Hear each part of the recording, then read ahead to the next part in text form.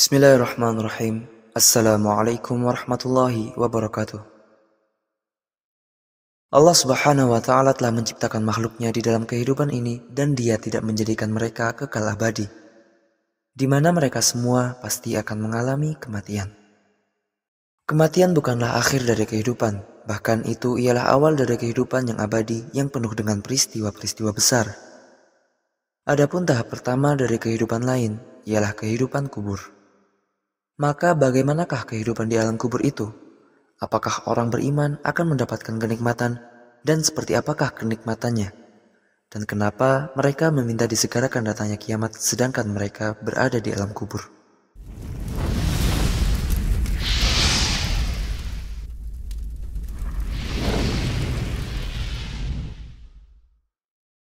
Di dalam alam kubur ada orang-orang yang diberikan kenikmatan yang di dalamnya terdapat segala jenis kebahagiaan sejati yang hanya akan diperoleh bagi hamba yang bertakwa.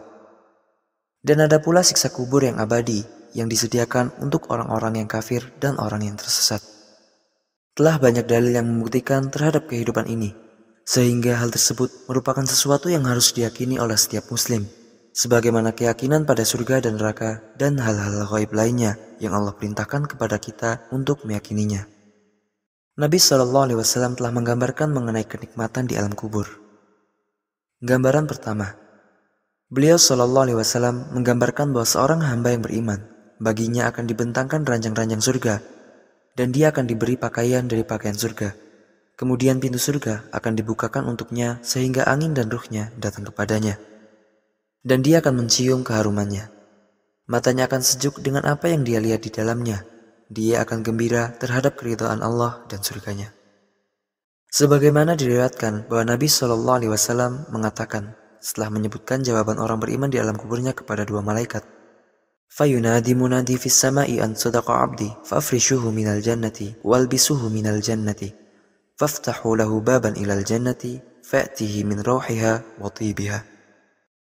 Kemudian ada seorang penyeru yang akan menyeru dari arah langit bahwa hambaku itu benar. Maka bentangkanlah dari arah surga dan pakaikanlah pakaian surga, serta bukakanlah pintu surga sehingga udara surga dan wanginya akan menghampirinya. Gambaran kedua, Nabi Muhammad SAW telah menggambarkan bahwa amal seorang orang beriman akan membentuk seorang laki-laki yang berpenampilan dengan rupa yang sangat indah dan dengan bau yang amat wangi. Ia adalah sebaik-baik teman di alam kuburnya, sebagaimana hal itu telah diriwayatkan dari Al-Bara' bin Azib bahwa Nabi SAW bersabda mengenai seorang hamba yang beriman di alam kuburnya, "Wa'tihi rajulun hasanul wajhi, hasanul thiyabi, tayyibur rih, fayaqul, abshir billadhi yasurruk. هذا يومك الذي كنت توعد فيقول له من أنت فوجهك الوجه يجيء بالخير فيقول أنا عملك الصالح." Seorang laki-laki datang kepadanya, wajah yang tampan, pakaian yang bagus, angin yang baik, dan dia berkata, "Berilah kabar gembira terhadap sesuatu yang diridhoi kepadamu. Ini adalah harimu yang dijanjikan untukmu." Maka ia berkata kepada laki-laki tersebut, "Siapakah kamu? Wajahmu sangat indah sekali." Maka laki-laki itu menjawab, "Aku adalah amal solihmu." Barang siapa yang memperbanyak amal kebaikan, maka amal kebaikannya akan menemani di sisinya. Dan barang siapa mengerjakan amal keburukan, maka amal keburukan itu akan menjadi mimpi buruknya dan menyakitinya. Gambaran ketiga, Nabi SAW menggambarkan tentang kebahagiaan orang beriman ketika melihat tempat duduknya di neraka yang telah digantikan dengan tempat duduknya di surga. Dari Abi Sa'id radhiyallahu anhu bahwa ia menyaksikan jenazah bersama Rasulullah SAW.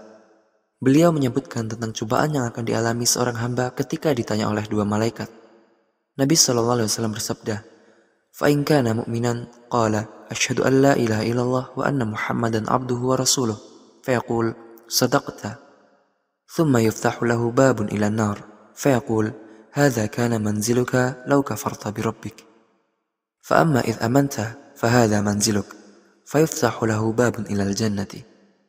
Maka jika ia orang beriman, ia berkata, "Asyhadu an la ilaha illallah wa anna Muhammadan Rasulullah." Kemudian malaikat akan berkata, "Anda benar." Lalu dibukakan untuknya pintu neraka. Maka malaikat pun berkata, "Inilah tempatmu jika kamu kufur terhadap Tuhanmu." Dan jika Anda mengimaninya, maka inilah tempatmu. Kemudian dibukakan baginya pintu surga. Maka kebahagiaan apa yang setara dengan seorang yang mengetahui bahwa dia telah diselamatkan dari api neraka dan melihat tempat tinggalnya di surga. Sebagaimana diriwayatkan dari Anas, bahwa dikatakan kepada hamba yang beriman setelah menjawab dua pertanyaan malaikat dengan benar. Undur ila maq'adika minan nar, abdalakallahu bihi maq'adan minal jannati. Qala alaihi salatu wassalam, fayarahuma jami'an. Lihatlah tempatmu di neraka. Allah telah menggantikannya dengan tempat di surga. Nabi SAW bersabda, lalu ia melihat keduanya. Artinya, dia akan melihat tempat duduknya di neraka dan dia melihat para penghuninya saling memakan satu sama lainnya. Lalu dia melihat tempat duduknya di surga supaya ia mengetahui karunia rahmat Allah atasnya, yaitu dengan menyelamatkannya dari tempat duduknya yang berada di neraka. Kemudian gambaran keempat. Peristiwa ini akan terus terulang pada semua hamba di kuburnya, setiap hari sampai hari kiamat.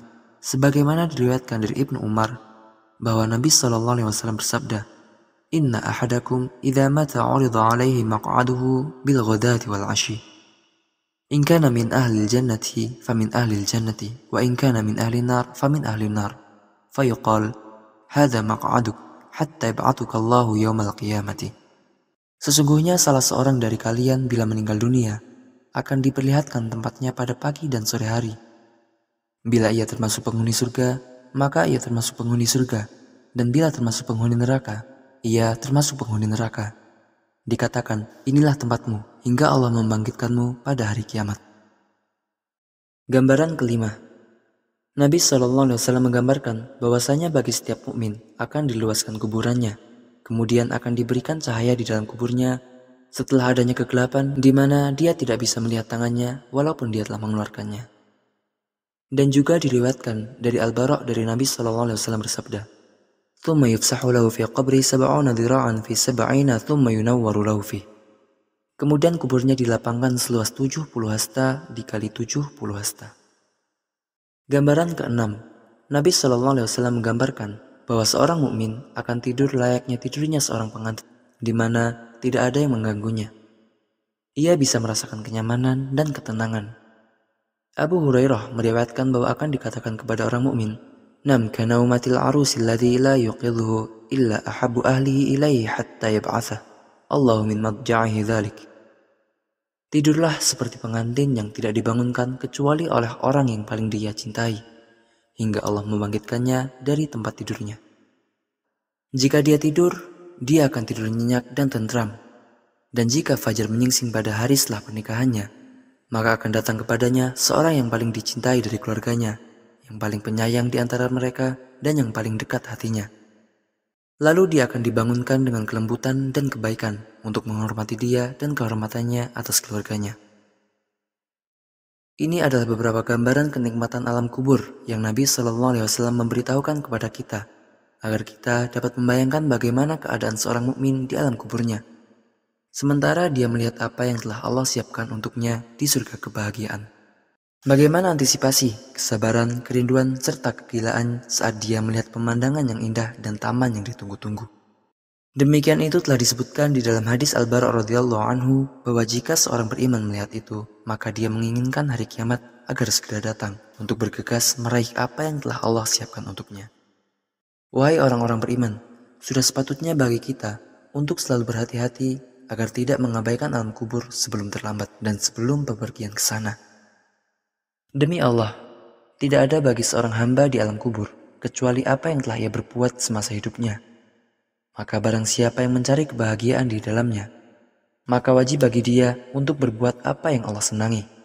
Dan jika tidak, maka dia telah mengganti kebahagiaan dengan siksaan yang menyakitkan, dan mengganti pintu yang dibuka untuknya menuju surga dengan pintu yang dibuka untuk menuju neraka. Karena kuburan ialah rumah yang dihuni manusia di fase antara dunia ini dan akhirat, di mana dia akan diberi kenikmatan jika dia beriman atau siksaan jika dia durhaka. Tidak ada rumah bagi seorang setelah kematian untuk ia tempati, kecuali yang dia bangun semasa hidupnya. Jika dia membangunnya dengan baik, maka tempat tinggalnya akan menyenangkan. Namun jika ia membangunnya dengan keburukan, maka ia akan merugi dan merasa gagal terhadap bangunannya. Wallahu ta'ala alam. Wa sallallahu wasallam wa baraka ala Sayyidina Muhammad wa ala alihi wa sahbihi ajma'in. Wassalamualaikum warahmatullahi wabarakatuh.